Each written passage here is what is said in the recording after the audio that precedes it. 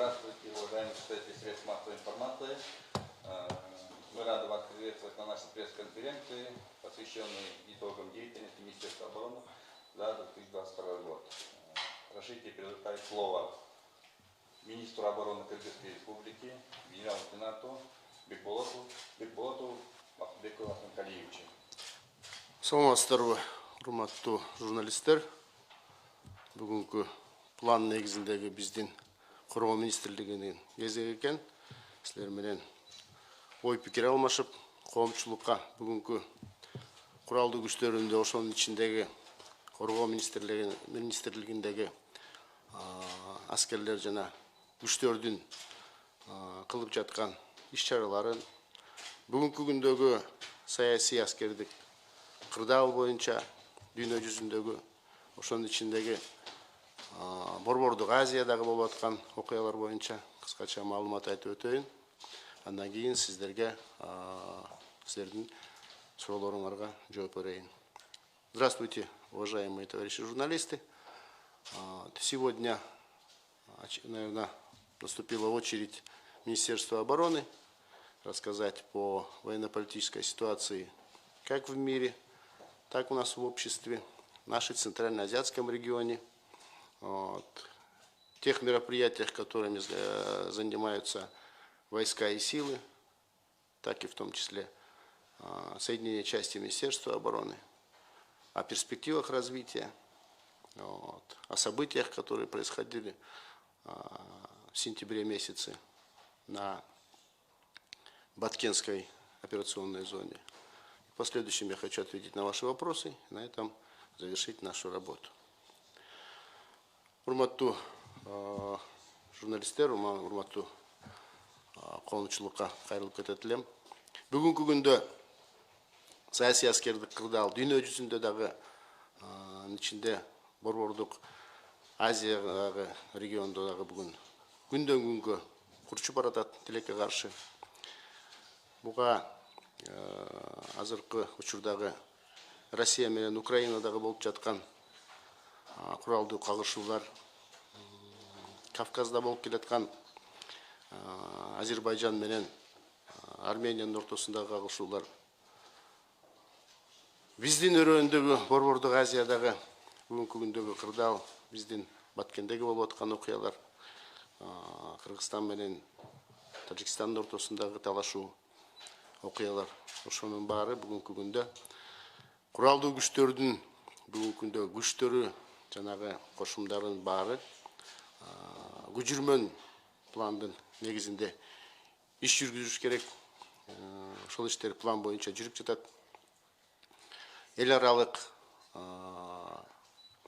келишимге байланыштуу биз ошол жердеги эл аралык машыгууларга катышып келатабыз. Өз ичибиздеги келе жаткан план негизинде болуп аткан көчүрмөн даярдык окууларга ал жагына чоң көңүл бурулуп атат. Курал жарак техника жагынан көп иштер жүрүп атат бүгүнкү. Ремонттор, жаңылоо маселелери. Ошонун баарын ирет менен сиздерге айтып берип кетейин. Жылдын башында тилекке каршы Казакстандагы болгон окуяны баарыбыз билебиз.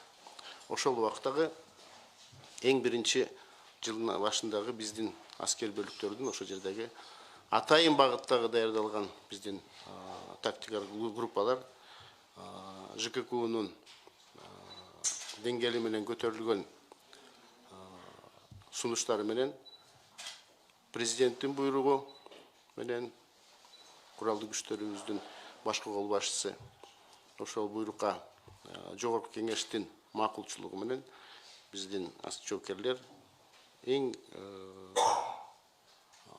биринчи иретте деп айтсам болот, баягы по боевой готовности Канттагы авиабазадан 10 самолет рейс менен барып түнкү саат 12-де жеткенден баштап түнкү саат 3-тө биздин жоокерлерибиз, биздин ошо тактикалык группалар ошол жердеги стратегиялык объектти Алматыда кабыл алып, ошону деген бир жуманын ичинде, 10 күндүн ичинде кайтарып, өзүнүн милдеттерин татыктуу аткарып, кайра келишкен. Bir ayga жетпей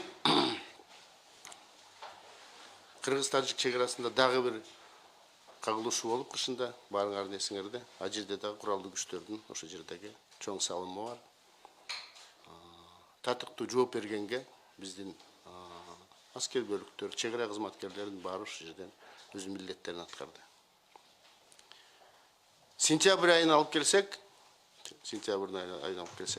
бүгүнкү күндө биздин жаңы тарыхыбыздагы бул эң чоң салгылашуу куралдуу күчтөрүбүз 14-17 сентябрдагы эң чоң катуу сыноодон өттү. Элибиз дагы аскер ошонун ичиндеги биздин аскерлерибиз жана күчтөрүбүз. Бүгүнкү күнү ал окуялар боюнча биздин президентибиз, куралдуу күчтөрдүн башкы кол башчысы Садыр Жапаров оондо өзүнүн маалыматын толук берген. Анын баарын билесиңер, аны кайталап кереги жок. Мен айтарым, азыркы күндө массалык маалымат каражаттарында блогерлердин арасында элде мындай бир сөздөр жүрүп жатат да. Даярдаш керек болчу, анан эртерээк кам көрүш керек болчу деген көп мындай сөздөр чыгып атат. Аскер кызматкери катары мен силерге бир нерсе айтайын. Аскердик операцияда туура чечим, же туура эмес чечим, же кабыл алынбаган чечим деген 3 нерсе болот. Кабыл алынбаган чечим болсо, ошо жердеги кол башчылар, ошо жердеги жетекчилер, аскер жетекчилер ошо жерде жооп берет. Ушул сентябрдагы аскердик кампанияда биз чечим кабыл алдык. 3 чечимдин арасындагы бирөөнө жооп бердим. 2 чечим калат. Туура чечим кабыл алынган аскердик жетекчилик менен жана туура эмес чечим кабыл алынган. Туура эмес чечим кабыл алсам, урматтуу журналисттер, урматтуу эл журт, мен силердин алдыңарда бул жерде мынтип отурбайт элем. Бул бир. Биринчиден, аскерлердин алдында коюлган маселенин баары аткарылган. Бул биринчи. Чабуулга келеткан душмандарды ошол жерден жок кылуу, анан чегаранын сызыкчасына чыгарып туруп ошол жерден баягы восстановление положения по переднему краю или по государственной границе деген ошол маселелерди куралдуу күчтөрүнүн аскерлери бүт баары ошол коюлган маселенин баарын аткарылды. Тилекке каршы жоготуулар болду. Эл арасында, ошонун ичиндеги жоокерлердин арасында. Катуу белгилеп кетким келет. Бул согуштун мыйзамы. Согуш болуп атканда жаратылат, курман болот. Ушул күн менен пайдаланып, мен ошол жерде курман болгон жоокерлерибиздин жакындарына, туугандарына башымды ийип, терең кайгыруу менен көңүл айтып кетким келет. Аскер жетекчи катары, генерал катары. Ошол жердеги бир күндөгү болгон 16 сентябрда болгон бир күндөгү окуядагы биздин жоокерлерибиздин моралдык абалы, психологиялык абалын эл журт көрдү. Бир күндүн ичиндеги ошо болгон баатырчылык, ошол жердеги болгон биздин жоокерлерибиз чегинбестен өзүнүн милдеттерин аткарып, жарадар болуп, ошол жерден курман болгондор, ошолордун баары деген бул бүгүнкү күндөгү аскердик бөлүктөрдөгү аскерлердин духу деп айтсак болот. Бул чоң, өтө чоң баа. Милдетибизди баарыбыз аткардык.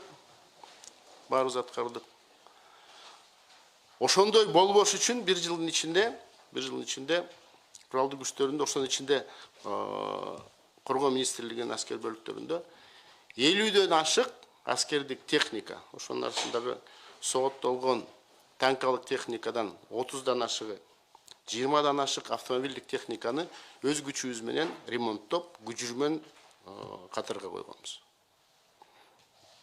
жақында 10 октябрда балықшы шаарында біз 1 жылдан бері алдыбызға қойып келдіқан бір чоң маселе бар эле. Оперативтік тереңдікте біз бір ремонтный база түзгөнгө. 1 жыл мурун ошол максаттастыбызга койдук эле. Россия Федерациясына барып, мен биринчи Россия Федерациясынын Коргоо министрлигинин генерал армия Шойгуга кезигип, ушундай сунуштарды көрсөткөндөн кийин ошол жерден макулчулугун берип, ошондон баштап 1 жыл мурун ошол пландаштырып аткан иш-чарабызды мына ушул жылдын 10 октябрында балыкчы шаарында борболдук ремонттук базаны түздүк. Ошол жерде танкаларды, сооттолгон техникаларды, автомобилдерди ошол жерден ремонттоп, кайра күжүрмөн катарга коебуз. Ноябрь-декабрдан баштап ошол жерде жаңы автомобилдер курала баштайт. ГАЗ-66-нын брондолгон жаңы түрү, анын баарын дагы баягы күнү журналисттер ошол жерден көрүп кеттиңер. Бул деген ошол жерге ачылып аткан база, бул жаңы аскер бөлүк, жаңы багыт, бул деген күжүрмөн даярдыктын багытында бүгүнкү күндөгү биздин аскердик коопсуздукту камсыздоо планында.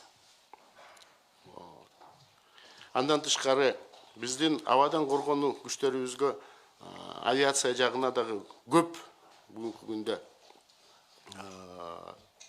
көңүл бурулуп келатат. Бүгүнкү күндө бир 6-7 вертолетубуз чет мамлекетте бүгүнкү күндө каржыланып, ошол жерде бүгүнкү күндө капиталдык ремонттон өтүп, Кудай буюрса жылдын аягына чейин ошончо вертолетторубуз дагы келет. Андан тышкары биз бүгүнкү күндө абадан коргонуу боюнча биз жакшы бир келишимге кол коюшуп, Белтех экспорт менен бүгүнкү күндө ушул айдын аягына деп пландашып атабыз. Зениттик ракеталык комплекс Печора-2 БМ деген жакшы бүгүнкү күнгө заманбап коргоо, абадан коргонуу зениттик ракеталык комплекс бияка келип, Кудай буюрса, Баткен областына ошону коюп, абабызды ошол жерден жапканга биз чоң аракеттерди кылып атабыз. Андан тышкары дагы көп нерселер жасалып атат. Кудай буюрса, жыл аягына чейин, урматтуу журналисттер, урматтуу коомчулук, ошонун баарын өзүңөр көрөсүздөр. Уважаемые журналисты, обращаюсь к нашему обществу. Военно-политическая ситуация как в Центральноазиатском регионе, так и в мире сегодня остается крайне напряженной и, к большому сожалению, имеет тенденцию только расти. Это подтверждают те события, которые происходят между Российской Федерацией и Украиной. На Кавказе нескончаемые споры, территориальные споры между Азербайджаном и Арменией, которые переходят на боестолкновения. Так и в Центральноазиатском регионе на кыргызско-таджикской границе. К большому сожалению, мы год начали с очень нехороших событий, когда в Казахстане известные вам события, произошедшие после Нового года, решением Организации договора коллективной безопасности, секретариата ОДКБ, Объединенного штаба, было принято решение о введении коллективных сил Организации договора коллективной безопасности. Немедленно отреагировало на это политическое руководство. Принято было решение о вводе наших подразделений, наших контингентов в Казахстан. Это поддержал президент Кыргызской республики, главнокомандующий вооруженными силами Сагын Нурбужевич Жапаров. И это поддержали и ратифицировали в нашем Джугур-Кенеше. В кратчайшее время наши подразделения специального назначения 10 самолета-рейсами были доставлены в город Алма-Ата. И в кратчайшее время, мы в 12 часов наши войска прибыли туда ночи, в 3 часа ночи мы приняли основной стратегический объект в Алмате. Это говорит о боеготовности и боеспособности наших подразделений. Там была дана штабом Организации договора коллективной безопасности очень высокая оценка нашим подразделениям. Не прошло и месяца после возвращения события, происшедшие зимой, опять же на границе Кыргызстана и Таджикистана. Достойный отпор вылазкам подразделений сопредельного государства ночью были отражены действиями пограничных войск. И тем самым войска показали, что мы боеготовы. Мы знали об этом, что на этом не закончится боестолкновение. Войска и силы подготавливались и занимались боевой готовностью и деятельностью своей именно в боевой подготовке. Мы участвовали во многих международных учениях, состязаниях, при этом основной упор направляя именно на Баткенскую операционную зону. Время не дало нам долго ждать. Сентябрьская военная кампания, вы ее прекрасно все знаете. События с 16 по 17 сентября показали, что войска и силы в Кыргызстане есть и могут дать достойный отпор. В нашей новейшей истории не было такого масштабного наступления с сопредельной стороны. На Баткенской Лилейской операционной зоне по всей границе одновременно пошли войска и силы вооруженных сил Таджикистана.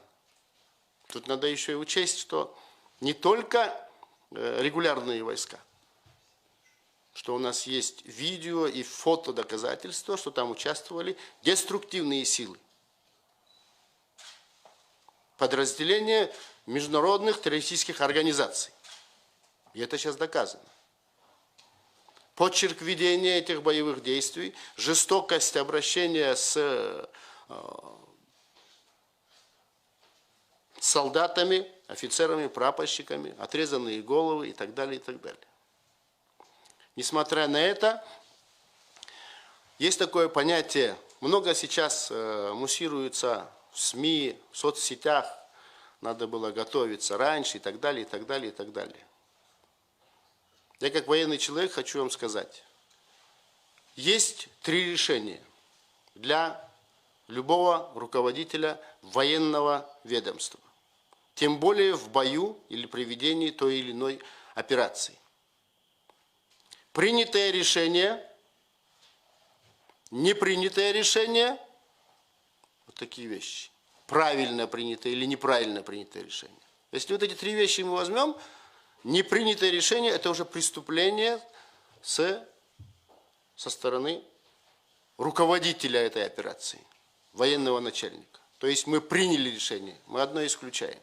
Остается теперь правильное решение или неправильное решение.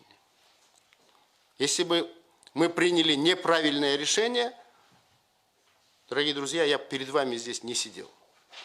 Либо лежал в холодной земле, либо сидел бы в тюрьме. Я сижу, слава Богу, сижу перед вами. Принятое решение, и войска, и силы выполнили эту задачу. Дали достойный отпор противнику, нанесли ему максимальные потери и восстановили положение по государственной границе. Я как военный человек, я ненавижу 2 вещи. Первое, я ненавижу предательство, а второе, я ненавижу, когда после окончания войны находится эксперт, сидя на диване, начинает рассказывать, надо было делать вот так. Надо было идти туда и сидеть в окопе, а не осуждать нас. Был такой генерал Аугусто Пиночет. Его в последующем называли диктатором. У него есть прекрасные слова. Он сказал, когда наступает опасность, вспоминают о Боге и о солдате. Когда опасность минует, Бога забывают, а солдата осуждают. Я бы хотел призвать в нашем обществе любителей осуждать армию, дабы он показывает не свою бурную деятельность, а он способствует тем деструктивным силам и нашим противникам показать слабость нашей стороны. Оғдарысы түгөнүп калыптыр, анан тигинтип калыптыр, мынтип калыптыр деген, бул бизге жардам берип атабы, же тиги душмандарга жардам берип атабы?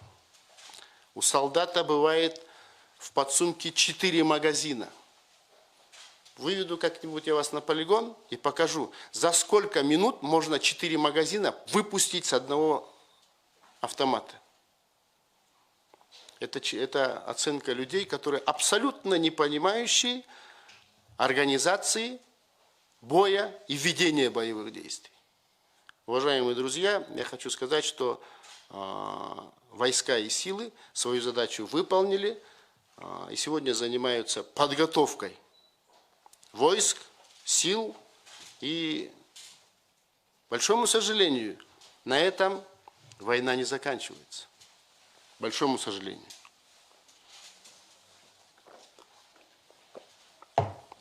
Недавно я встречался с генеральным секретарем Организации договора коллективной безопасности со Станиславом Зась. Он прибывал сюда. Я ему сказал, что между кыргызами и таджиками мира не будет. Почему? Теперь отвечу вам. Потому что у кыргыза есть своя правда, у таджика есть своя правда.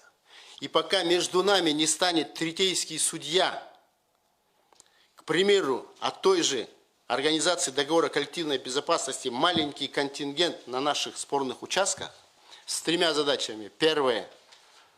Контроль прекращения огня. Раз. Второе. Отвод тяжелого вооружения техники с государственной границы. Если они эти 2 вопроса решат, то с ними можно решать дальше политическую задачу делимитации государственной границы между кыргызами и таджиками. Это не 30 лет продолжается. Это идет 98 лет. И когда сегодня в государстве у нас руководство страны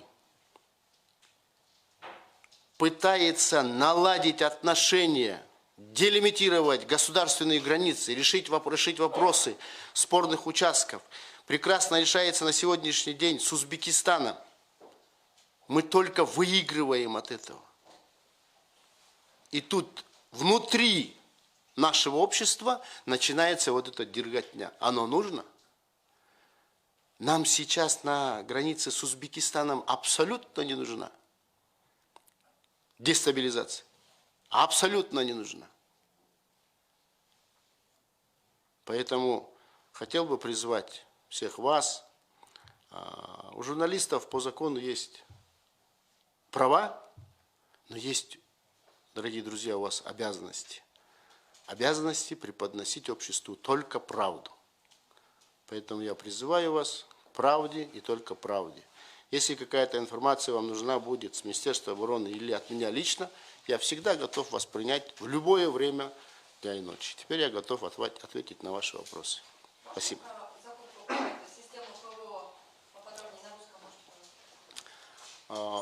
Мы с прошлого года ведем переговоры с Белтехэкспорт. Буквально в этом году я был в Минске и посмотрел зенитно-ракетный комплекс Печора-2БМ.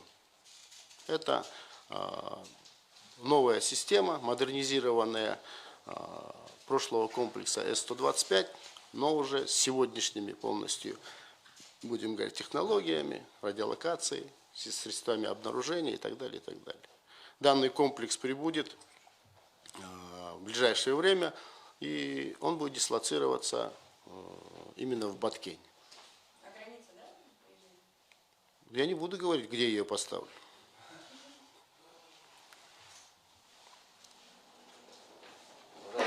При задаче вопроса, пожалуйста, представьтесь. Да, пожалуйста. Буга чейин ушу интернет тармагында Кыргызстанда алгачкы жолу учкусуз аппарат чогултулду дебеди. Ушул боюнча сиздер ырастап же четке кагып бересиздер. Эгер чын болсо, анда эмне аппарат? Эми учкучсуз аппараттарды биз бүгүнкү күндө бир аябай бир оружие массового поражения катары баягы ой пикирлер жүрбөсүн да. Анда бир любой кустарный метод менен подвалдарда эле балдар жасап атат. Андайлар Кыргызстандын ичинде көп. ага бир камуфлированный форма баягы цвет берип коюп туруп анан учуруп мындай эметсе болгондур. Биз эмне кылып атабыз, кандай жакта эмне жасап атканыбызды мен баягы баарын айта албайм да, туурабы. Мен аскер адаммын. Мамлекеттик сыр деген болот. Анан ошол жерде эмне жасап атканыбызды баарын айта берсек, анда мен сразу эле барып тиги жерге Баткендин ар жагын өтүп алып айта берейин, ошол жерге барып жасай берсем анда эң туура болмок да. Андан көрө биз бүгүн ошол жерде келип аткан маалыматтын баарын бул деген это не такие вот огромные, это страшные технологии, где могут быть оружие массового поражения или еще что-нибудь такое. Беспилотные летательные аппараты, они сейчас делаются везде. В любом подвале делают. У нас есть умные ребята. Я в этом убедился. Так что, наверное, делается где-то. Везде оно делается. То есть на государственном уровне не делается, да, официально бесплатно у нас не производится? Просто вы говорили то, что именно государство производит.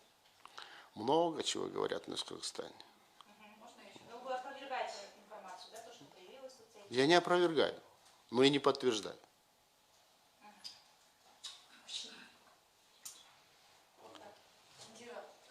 Напишите, что это самое, я в этом, на пресс-конференции. Индира Камар, можно вопрос, пожалуйста, про зарплаты военнослужащих? Повышенные были? Ну, в течение года уже у нас повышалась заработная плата. Вот, и на сегодняшний день уже в Кабинете министров рассматривается вопрос уже надбавок. Только стоит вопрос по сумме надбавок, начиная сверху до самого низа. Вот. И я думаю, будет это от 20 до 28 тысяч надбавка. Вот сейчас просто идет спор, не то что спор, а именно финансово-экономическое обоснование. Я думаю, это буквально в скором времени это примется. Это будет хорошим подспорьем сегодня для наших военнослужащих. А средняя зарплата военнослужащего сейчас какая? На сегодняшний день, в зависимости от должностного оклада и выслуги лет идет, например, если будем брать контрактников, вот, только вот прибывших на должностях, от 15 тысяч и выше до 20 тысяч идет у контрактников. У офицеров, соответственно, от 20 выше, 30, и 40 и дальше идет. Да, пожалуйста. Светлана Лавковича, а вот в СМИ проходила информация, что сотрудники военкомата чуть ли не готовы выходить на какие-то манифестации, но боятся. Боятся министра обороны? Нет, ну они все равно в армии, поэтому Ну, речь идет о том, что вот декларируется как бы одно, что, например, вот выплаты, зарплаты повысили и так далее, а на месте люди не получили, и даже меньше, там даже приводятся такие цифры, чуть зарплата такая странная, 4,5, что-то, я не могу сейчас помнить. спасибо, спасибо. Вот. К большому сожалению, есть такая информация, но мы вчера с этим делом разбирались. Вот. Сотрудница военного комиссариата, одного из комиссариатов, Дамира Курманалиева, дала информацию, что фактически у нее заработная плата снизилась. Мне вчера начальник финансового управления приносил мне ведомость. Раньше она получала 7516 собак, а по последнему перечислению она получила 11700. Если я, например, вам вру, уважаемые журналисты, пожалуйста, можете прийти в Министерство обороны, я вам дам финансовое управление, ведомости дам именно вот этого должностного лица, и вы посмотрите, что там идет просто, ну, я знаю, кто ее ведет, там наш бывший военный, я не люблю слово говорить бывший военный, но с его действиями, конечно, честно говоря, такими действиями это не похоже, что данный военнослужащий в запасе, он переживает за вооруженные силы. Он пытается себя как-то укусить, грязи вылить и так далее, и так далее. Спасибо. Да. Тема моя. Ну, наверное, может быть продолжение. То есть сотрудники военкоматов, для меня, я сама начинала работать в военкомате 16 лет, поэтому службу, да, как бы я знаю. Это то есть люди, которые занимаются мобилизацией, да. То есть, наверное, пришло время сейчас говорить об уважении к армии, да, и не в военное время, а во время вообще постоянно, да, и повышение статуса, например, людей, которые занимаются подготовкой молодого поколения к армии, да. Вот недавно мы проводили это мероприятие, оно называлось «Подвиг самопожертвования» от Чолпанбая Толюкбердиева до Элимана Ураимова. Да? И вы знаете, многие из детей вообще не знают, ты когда приходишь, вот 10, 11, 9 класс, да, задаешь вопрос, кто такой Элиман Ураимов, они не могут сказать. Знаете, для меня это трагедия, потому что мы выросли в другое время, и патриотизм, и защита Отечества – это такой основной, наверное, стержневой воспитательный вопрос, который закладывался в каждого ребенка. А сейчас, вы знаете, вот мы попытались привлечь военруков, и оказалось, они, извините меня, они к Министерству обороны относятся, они относятся к Министерству образования, да, и непонятно кому. На самом деле. То есть нет единоначалия какого-то, непонятно вообще, что за программу они дают, да? То есть я нашла, посмотрела, есть. Но может быть Министерство обороны вообще должно забрать как бы вот из Министерства образования этот предмет и готовить уже защитников Отечества. То есть и сам статус вот преподавателя, это должен быть защитник Отечества, не просто военрук какой-то, да, или этот преподаватель до призывной подготовки. То есть получается, вы же заказчики, как Министерство обороны, да, то есть вы получаете этих солдат, и тогда уже как бы понятно, кого вы хотите подготовить. И потом, стоит ли забирать, например, у людей вот сейчас, не в каждой школе, во-первых, есть преподаватели до призывной подготовки. Женщины в некоторых школах готовят, ну вот я сталкивалась, и дают место просто повесить, например, наглядную какую-то агитацию, да, то есть рассказывающую, то есть, что это такое, там, вот там, это совсем как-то ненормально. То есть почему надо отбирать у граждан Кыргызстана право защищать, научиться защищать свою родину? Мне кажется, это просто тоже какое-то преступление. Потому что вот я понимаю, что это не к вам, может быть, даже претензии, да, или какие-то эти. Но мне кажется, эта ситуация должна как-то измениться. Может быть, вы что-то делаете, мы не знаем. Расскажите нам, пожалуйста. Спасибо. Спасибо за вот такой содержательный вопрос. Ладно, вот я долго вас знаю, как патриота Кыргызстана. Я хочу сказать, что в этом плане мы работу делаем. Буквально недавно мы с министром образования обговаривали вопрос по объединению усилий именно в этом направлении. Направление допризывной подготовки. Раньше было такое понятие начальная военная подготовка. Как ни называй, но цель должна быть одна. Именно воспитать патриотов, начиная со школы. Начиная со школы. Потому что я сам становился военным, уже будучи в школе. У меня был нормальный преподаватель, которого я буду помнить всю свою жизнь. Потому что он в нас влил любовь к родине, любовь к отечеству и любовь к форме. Потому что он все время ходил в форме. Причем в такой начищенной, наглаженной форме. И вот я в этом плане хочу сказать, что 1880 школ, вот, и то, что вы говорите, хватает, не хватает преподавателей. Да, здесь мы должны смотреть, не каждый пойдет, если, например, те часы посчитать в этой небольшой школе, посчитать часы, выделенные для начальной военной подготовки, они будут просто мизерными. В этом плане мы сейчас работу ведем по объединению нескольких соседних школ, соседних сел, вот, в одно единое, чтобы в 2-3 школах должен быть один преподаватель, чтобы он достойную зарплату получал. Буквально, наверное, месяца 4-5, где-то больше полгода, наверное, прошло. Мы с прошлого года ведем работу в каком плане? Любой офицер, начальник управления, главного управления или заместители, командующие, выезжая в командировки, они по пути заезжают в школы и смотрят именно учебно-материальную базу. К сожалению, имеет место такое, что отсутствие классов начальной военной подготовки. Это не от того, что директор школы не хочет выделять помещения для начальной военной подготовки. Нет, абсолютно нет. Просто нет возможности. Мы им рекомендуем, советуем складные, буквально учебно-материальную базу. Можно вот как вот мы в полях проводим занятия, плащ-накидку, вот самое полностью всю учебно-материальную базу. В последующем ее можно сложить в ящик, и он будет занимать небольшой уголочек. Но когда перед занятиями это вывесить полностью эту наглядную агитацию и всю учебно-материальную базу и проводить занятия.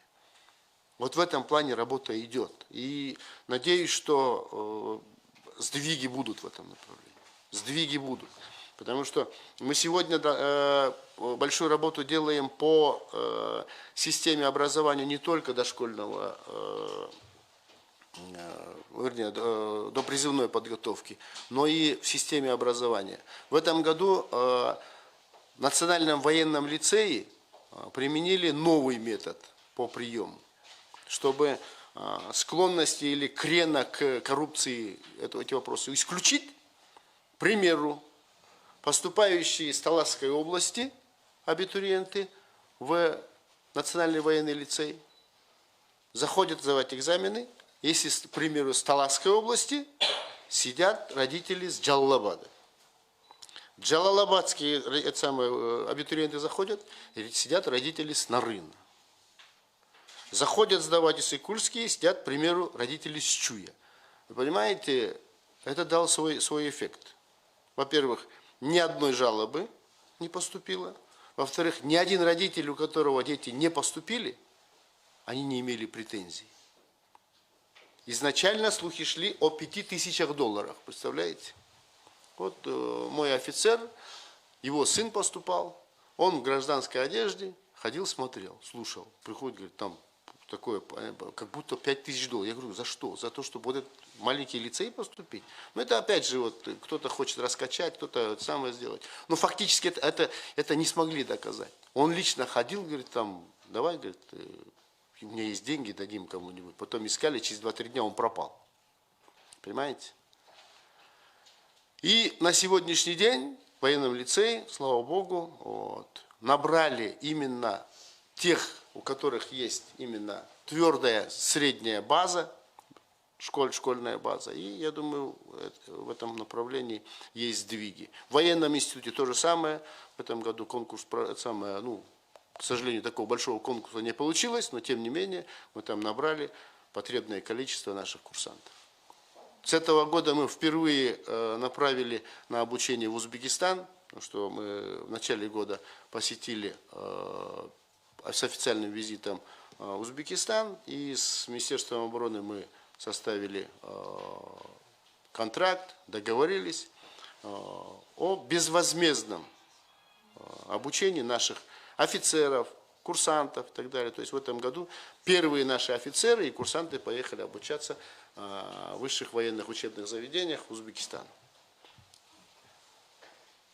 То есть в направлении именно начальной военной подготовки у нас работа идет. Я думаю, дай Бог, мы к концу года уже какие-то результаты будем иметь. Потому что это тоже требует определенных финансово-экономических затрат для учебно-материальной базы, для полностью даже выпуска тех же учебных материалов, пособий.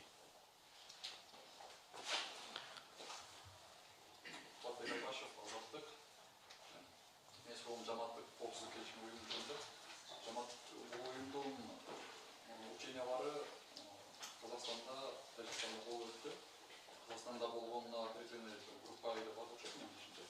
Тәжікстандағы барған жоқ бізде. А бізде болып тұрған учения андай көбірек болды. Не себеп болды? Ошо жамаат коопсуздук келишими уюмунун ичиндеги Түркістан позициясы кандай уюмдун кийинки анткени бизде нааразылыктар болуп атат да уюмга. Бул биринчи суроом, экинчи суроом ушул эле уюм боюнча жакында Станислав Зас кирип кеткенде сиз баш болуп анан кезекче жолугуп кетти. Бул жерде эми негизги маселе Россия менен Украина ортосунда куралдык кагылышуулар жөнүндө ошол жака ОДКБнын күчтөрүнүн тартуу боюнча сөздөр болду. Кандай сөздөр? Экинчисинен баштайлы, рахмат. ЖККнун милде баягы уставы боюнча эгерде ошол ЖККнын ичиндеги мүчөлөргө бирөө кол салынса, анда ошол жердеги ЖККнун аскерлери барып ошого коргоого милдеттүү. Бирок Украина ЖККнын ичинде эмес да. А жердеги спецоперацияга Российская Федерация өзүлөрү ушундай чечим кабыл алып, ошол жактагы өзүнүн деген жерлерин бошотууга, ошо элин бошотууга ошондой багыттагы бүгүн ошол жерде эме болуп атат да. Тилекке каршы аскердик кагылышуулар болуп атат. Бул бир. Экинчи ученияны бүгүнкү президент менен жолуккан мен а жерде болгон жокмун. Бизге бирок ал жагынан маселе болгон жок. Негизи Застин деген мындай, мен ал кишини көптөн бери билем. Ал деген негизи Россия Федерациясынын саясатчыларында бизди Украина менен Россиянын ортосундагы болуп аткан келишпестикке бизди кошпойт. Биз өзүбүз да кошулбайбыз. Мен айтып атпаймынбы? ОДКБнын уставында жазылып турат. Эгерде ошонун ичиндеги бир мүчөгө мамлекетке четтен кол салынса, анда биз барып аны коргошубуз керек.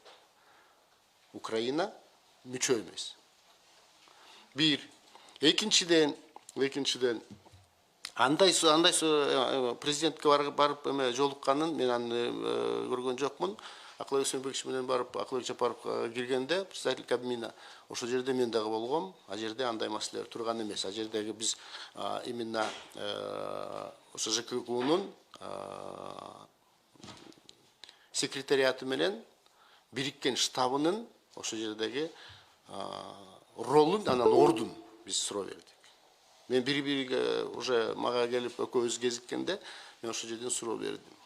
Эмне үчүн бир ЖККнын ичиндеги эки мамлекеттин ортосундагы салгылашуу болуп атканда калгандары унчукпай туруп бердиңер деген бир маселе койду. Ошол жерде деген именно экстренный созыв болуш керек болчу. Аны бул деген урагы эме болбосун, мындай Россиянын позициясы же тияктын позициясы, бияктын позициясы эмес, именно секретариат менен ошо штабтын баягы бир ролу болуп калды да жердечи. Или бездействиеси болуп калды. Мен ошону биз айттык. Мен дагы жерге айттым. Андан мурункусунда айтпадымбы? Ошол жерде эгерде ЖККнын өзүнүн ролун катуураак тартипте аткарса, биздин ортобуздагы салгылашууга чек койгонго шарты бар. Бүгүнкү күндө көп массалык маалымат каражаттарды болуп атат. Кыргызстан чыгат, чыкпайт, андай маселе коюлбайт бүгүн. Биз биримдикте чогуу болгондо, биз кичинекей мамлекет болгондон кийин ошондой аскердик, ошондой саясий коомдордон чыкпашыбыз керек. А жерден бизге минустары жок, только плюстары эле бар. Биздин коопсуздугубузда, мамлекеттин коопсуздугу ошол жердеги биздин биримдикте. Биздеги машыгуу боюнча биз ошондой чечим кабыл алганбыз. Мен главкомго доклад бергем. Ушундай азыркы эмеде биздин аскерлерибиздин баары тиякта Баткендеги кырдаал боюнча жүргөндөн кийин биздин бүгүнкү күндөгү машыгуу өткөнүбүз бул туура эмес болуп калат деген эмеде главком ошого менин сунуштарымды колдоп берген. Ошон үчүн биз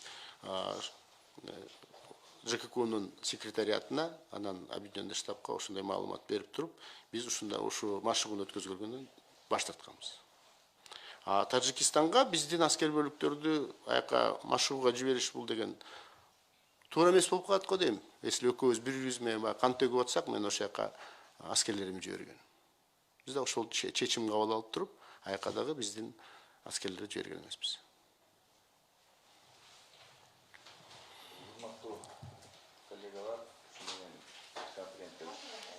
Да, пожалуйста. Экипресс, меня зовут Минара, я бы хотела спросить, надежна ли наша система мобилизации? В прошлом году мы приняли, будем говорить так, такое не очень стандартное решение в этом плане, потому что сегодняшние боевые действия, мы должны отходить от классических вариантов, от тех Великой Отечественной войны и так далее, и так далее. Сегодня мы должны смотреть на нашу местность, характер действий с определенной стороны и действовать от этого. Мы обязаны делать именно готовить резервные подразделения, резервные формирования. Вот. За этот год очень много работы в этом направлении сделано. Из-за того, что мы сегодня выполнили ту боевую задачу, которая стояла перед нами, в этом есть и лепта наших резервистов. Мы отошли от классического варианта. Как мы это сделали? Опять же, закрытая тема. Хорошо? Это надежно, я уверен в этом. И она имеет перспективу своего развития. Да, пожалуйста.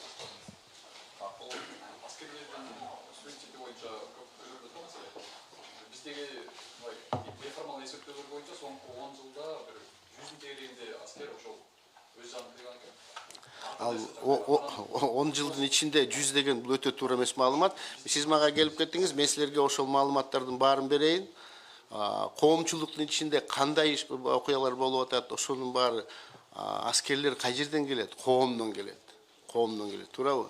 Анан ушуну момундай биз баягы саясатка аралаштырбасак, анан биз баягы моралдык жак, тигиндей жак, мындай жак деп ошого отурбасак, ал эки случай боюнча бүгүнкү күндө териштирүүлөр болуп атат. А жерге укуктуу органдар бар.